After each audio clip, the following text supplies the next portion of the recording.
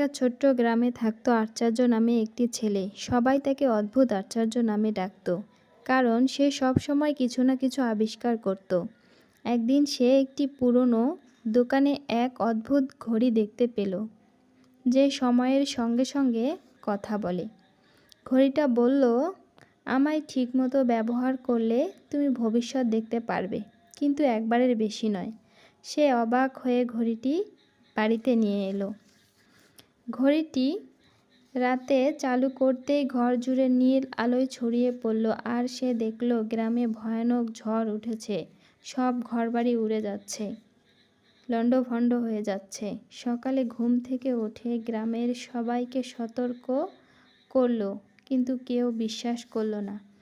কিন্তু সে নিজে বাঁশ ও দড়ি দিয়ে একটি মজবুত আশ্রয় বানিয়ে রাখল। কয়েক ঘন্টার মধ্যেই সত্যি ঝড় এলো।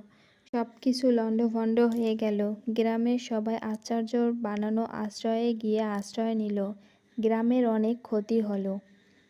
ঘড়িটিও নিজে থেকে বন্ধ হয়ে গেল। আচার্য তখন গ্রামবাসীকে বলল, অদ্ভুত জিনিসও অলৌকিক হতে পারে। তারপর গ্রামবাসী তারা তাদের নিজের ভুল বুঝতে পেরে একতা হয়ে কাজ করল।